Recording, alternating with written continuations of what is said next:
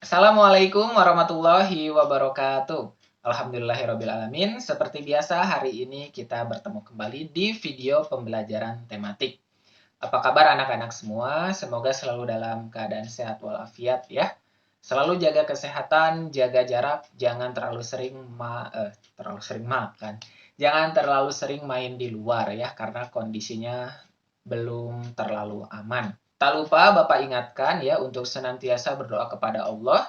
Semoga apa yang terjadi pada kita saat ini, yang terjadi di Indonesia saat ini dan di seluruh dunia, semoga semuanya segera kembali normal sehingga kita bisa kembali ke sekolah, bisa belajar langsung ya di sekolah dan bisa ketemu dengan anak-anak semua, ketemu dengan ibu bapak guru, ketemu dengan teman-teman ya. Nah, hari ini kita akan lanjutkan pembelajaran tematik kita ya ke pembelajaran 4 dan pembelajaran 5 subtema 1 tema 1 ya. Tapi sebelumnya Bapak akan review sedikit. Di pembelajaran 1 sampai 3 kita sudah belajar apa aja? Ada yang sudah ingat, ada yang masih ingat, ada yang udah lupa atau masih lupa. Nah, coba diingat-ingat dulu ya. Di pembelajaran 1 sampai 3 kita sudah belajar banyak hal ya. Satu, kita sudah belajar tentang ciri-ciri makhluk hidup. Kemudian kita juga sudah belajar tentang arti lambang pada Garuda Pancasila ya. Dan kita sudah menuliskan beberapa contoh pengamalan dari sila pertama yaitu ketuhanan yang Maha Esa. Bagaimana cara kita bersyukur dengan apa yang sudah Allah ciptakan untuk kita. Kemudian kita sudah belajar apa lagi? Ya, kita sudah belajar bagaimana membaca dan menulis bilangan. Hari ini kita akan selesaikan tema 1 subtema 1 di pembelajaran 4 dan pembelajaran 5 ya. Nah, tapi sebelumnya ada yang tahu nggak ya sekarang bulan Islam itu sudah masuk bulan apa? Iya, betul, sudah masuk bulan Zulhijjah. Tanggal 1 sampai dengan tanggal 10 Zulhijjah itu adalah tanggal-tanggal yang sangat baik dan sangat diutamakan oleh Rasulullah ya untuk kita beramal baik yang lebih ya. Dengan cara apa aja ya? Dengan cara sodakoh, dengan cara berpuasa, puasa sunnah ya maksudnya.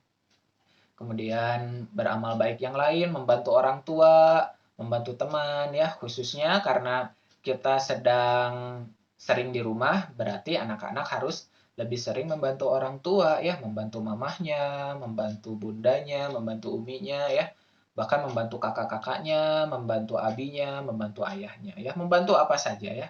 Jadi kita harus banyak-banyak beramal baik di tanggal 1 sampai 10 Zulhijjah ini khususnya ya. Baik, nah itu Bapak ingatkan dan sekarang kita akan mulai pembelajaran 4 dan 5 tema 1 subtema 1. Disimak ya. Baik anak-anak, kita akan mulai pembelajaran 4 dan 5 tema 1 subtema 1 ya. Nah, sebelumnya kita sudah belajar bahwa makhluk hidup itu punya ciri-ciri. Salah satunya itu adalah berkembang biak. Nah, ada yang tahu nggak bagaimana cara ayam berkembang biak? Nah, atau yang di rumahnya punya ayam, atau mungkin yang di kampung halamannya masih punya kandang ayam. Nah, coba perhatikan bagaimana cara ayam berkembang biak. Ya, betul ya. Ayam berkembang biak dengan cara bertelur. Telur ayam itu bisa kita makan atau juga bisa diternakan kembali. Nah, menjadi ayam potong yang nantinya bisa dikonsumsi juga oleh kita ya. Nah, jadi sekarang itu banyak peternakan-peternakan ayam skala besar ya. Nah, jadi ayam yang diternakannya itu banyak sekali, sehingga peternakannya bisa menghasilkan telur yang sangat banyak, sehingga nantinya bisa menghasilkan ayam yang juga banyak ya. Sehingga nanti produksinya menguntungkan. Nah, sebelum melanjutkan, anak-anak silakan buka buku tematiknya ya, buku paket tematik di halaman 28. Nah, jadi kita akan berbicara tentang telur dan peternakan ayam ya. Di halaman 28 disajikan satu tabel ya. Jadi ini namanya tabel ya anak-anak. Tabel yang berisikan penghasilan telur beberapa peternakan setiap bulannya ya. Di sini ada peternakan A, ada peternakan B, peternakan C, peternakan D, dan peternakan E. Nah, peternakan A setiap bulannya bisa menghasilkan 3.000 butir telur. banyak ya. Kemudian peternakan B 1.500, peternakan C 3.500, peternakan D 2.000, dan peternakan E 2.500. Nah, sekarang Bapak akan tanyakan dua buah pertanyaan. Pertama, peternakan mana yang telurnya paling banyak? Coba kita lihat ya. Kira-kira mana yang paling banyak? A, B, C, D, E. Ya, jawabannya adalah peternakan C. Dengan berapa banyak telurnya? 3.500 butir telur per bulan. Dan yang paling sedikit adalah peternakan B ya, dengan 1.500 butir telur per bulan. Tapi 1.500 juga banyak ya. Cuman itu sedikit kalau dibandingkan dengan yang peternakan C yang bisa menghasilkan 3.500 ya. Jadi hampir setengahnya.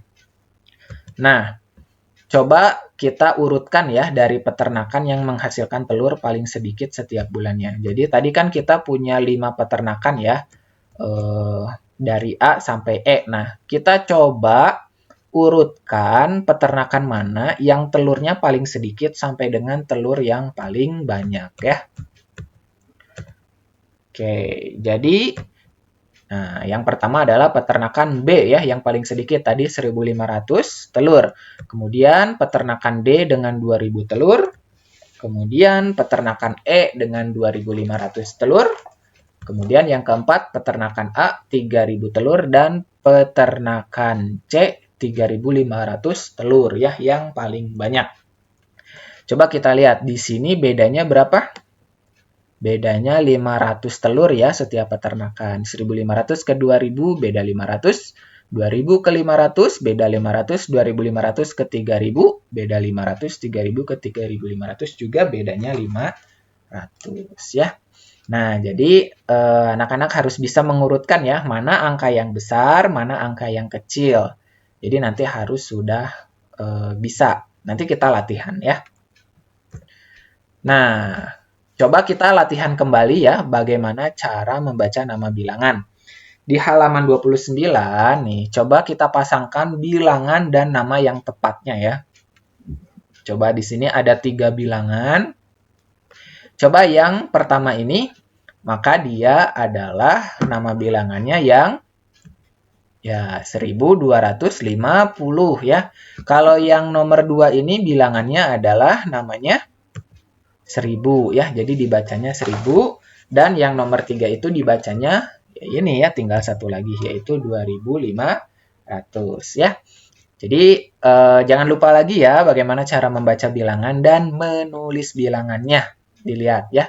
Oh, dengan bilangan seperti ini, membacanya adalah 1.250 dan ditulisnya seperti ini ya. Oke, itu hanya mereview sedikit ya anak-anak. Nah, sekarang kita coba lanjutkan. Nah, sebelumnya di pembelajaran 1, Bapak pernah menyinggung tentang aturan nilai tempat.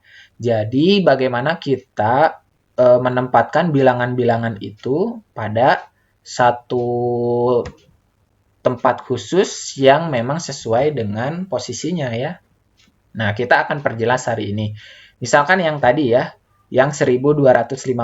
Kalau kita tuliskan dalam aturan nilai tempat, nah berarti kan di sini ada 4 angka ya anak-anak.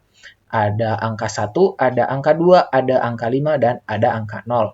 Maka kita bisa buat sebuah tabel yang berisikan 4 buah kolom ini ya, ada kolom satuan, puluhan, ratusan, dan ribuan. Bapak yakin ini sudah belajar di FunMath ya. Nah, kita lihat angka 1 ini dia menempati tempat ribuan ya, berarti di sini ada 1. Kemudian angka 2 ini menempati tempat ratusan, sehingga di sini ada 2. Kemudian yang 5 ini menempati angka puluhan ya, sehingga di sini ada 1, ada 2, ada 3, ada 4, dan ada 5. Nah, satuannya kenapa tidak ditulis Pak di sini strip? Soalnya ini 0 ya. Jadi anak-anak boleh tuliskan 0 atau misalkan ya udah nggak usah diisi strip aja, artinya di sini nggak ada gitu ya, 0.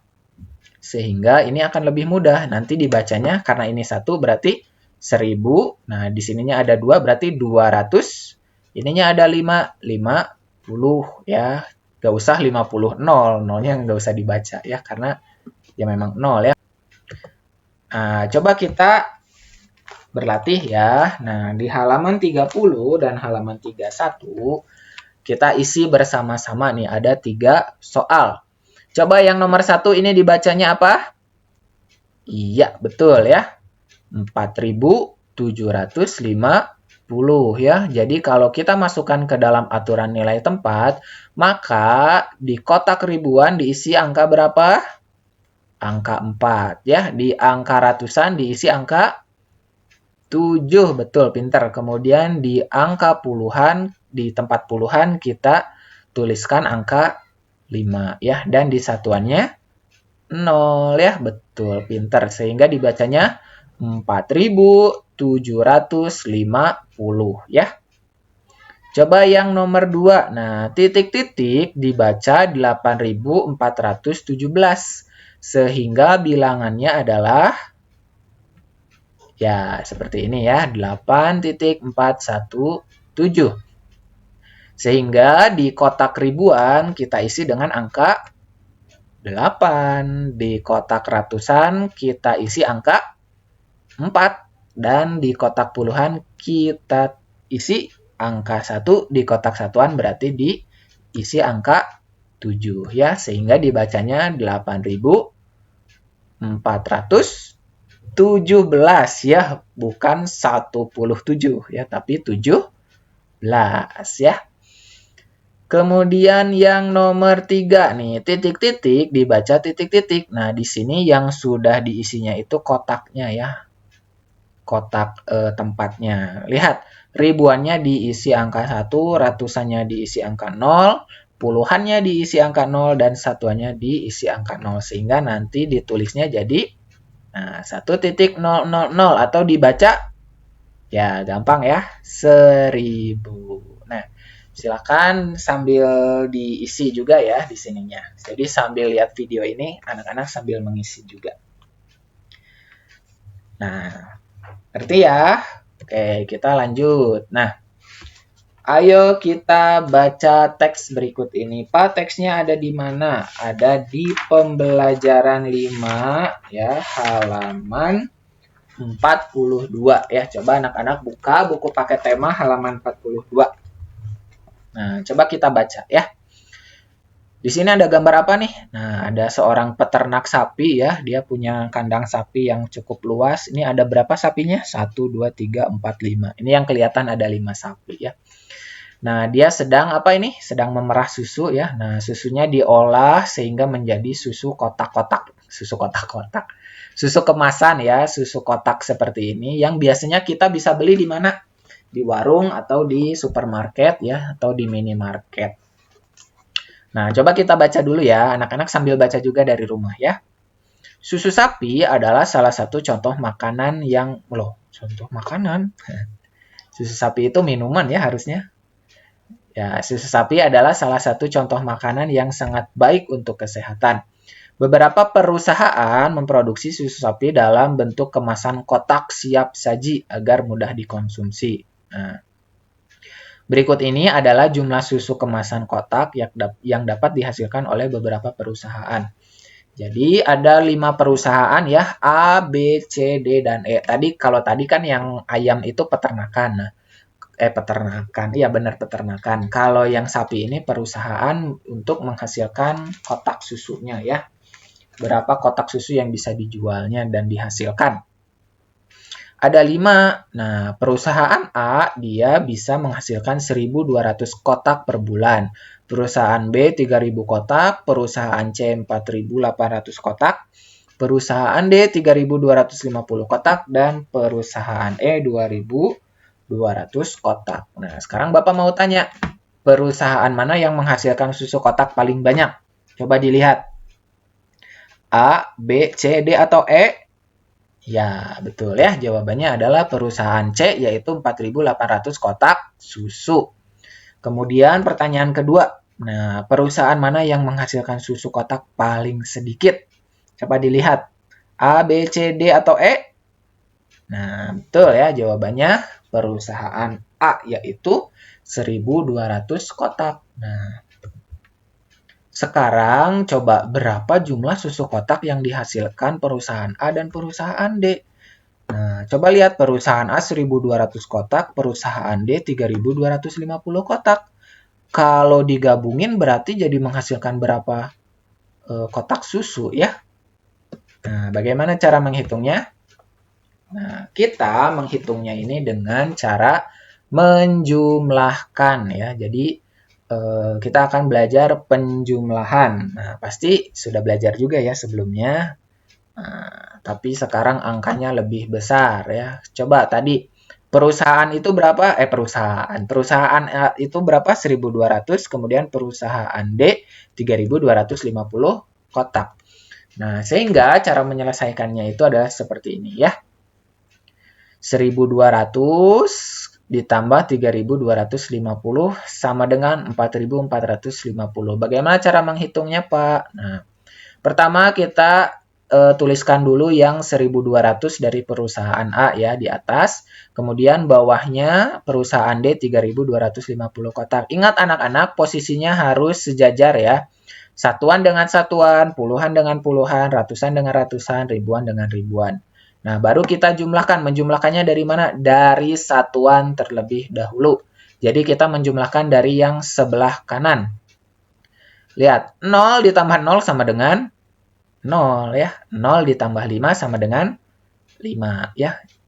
0 ditambah 5 jadi sama dengan 5 ya. Kemudian 2 ditambah 2 4 ya, betul. 1 ditambah 3 4. Sehingga jawabannya adalah 4.450. Jadi kalau susu yang dihasilkan oleh perusahaan A dan perusahaan D digabungkan itu menjadi 4.450 kotak ya. Banyak sekali ya.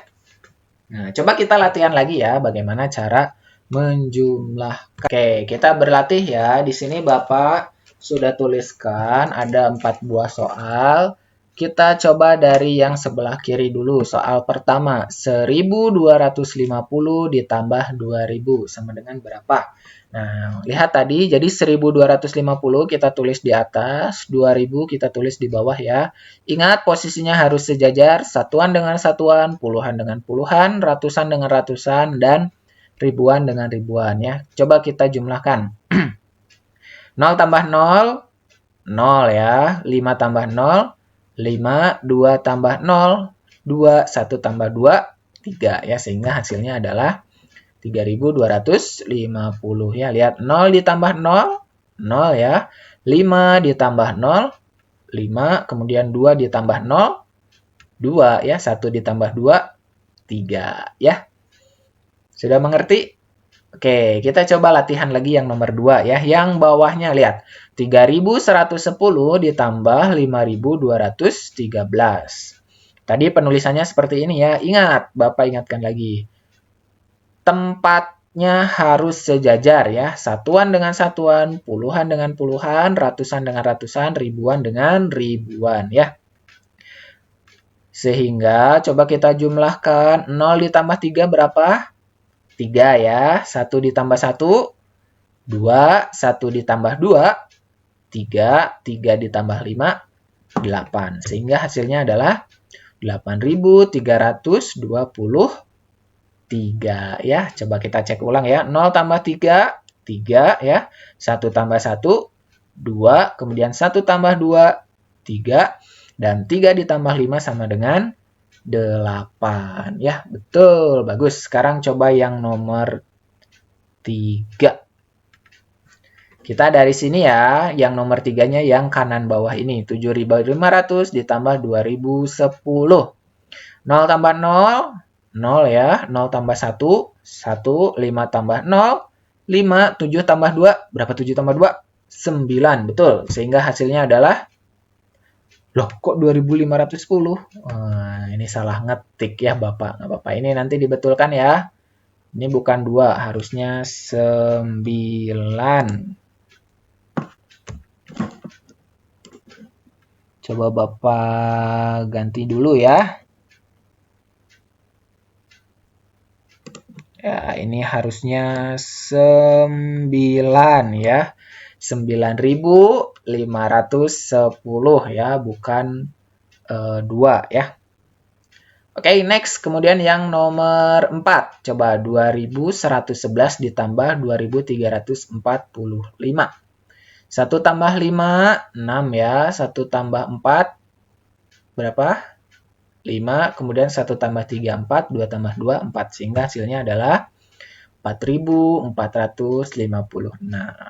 Ya, seperti itu ya cara menghitungnya. Ingat, pertama, tuliskan dulu bilangan yang pertama ya di atas, kemudian yang di bawahnya adalah bilangan yang kedua. Ingat posisinya harus sejajar. Satuan dengan satuan ya, lihat ini satuan dengan satuan ya. Kemudian puluhan dengan puluhan, kemudian ratusan dengan ratusan, dan ribuan dengan ribuan ya, sehingga nanti menjumlahkannya akan betul. Sekarang tinggal dijumlahkan ya. Satuan dengan satuan jumlahkan, puluhan dengan puluhan jumlahkan, ratusan dengan ratusan jumlahkan, dan ribuan dengan ribuan jumlahkan. Ya, sudah paham? Oke, kalau sudah mengerti, nah anak-anak silahkan kerjakan soal ya di halaman 44. Datanya bisa dilihat di halaman 42 tadi ya. Nah, selesaikan soal-soal berikut ini. Berapa jumlah susu kemasan kotak yang dihasilkan perusahaan A dan B? Nah, anak-anak lihat di halaman 42 ya. Tadi perusahaan A menghasilkan berapa kotak, perusahaan B menghasilkan berapa kotak ya. Jadi ini data jumlahnya ada di halaman 42 yang tadi ini ya. Bapak mundurkan. Mana tadi ya? Nah, yang ini ya. Jadi lihat dari sini jumlah kotak susunya ya. Dilihat dari sini yang di halaman 42. Silakan anak-anak kerjakan.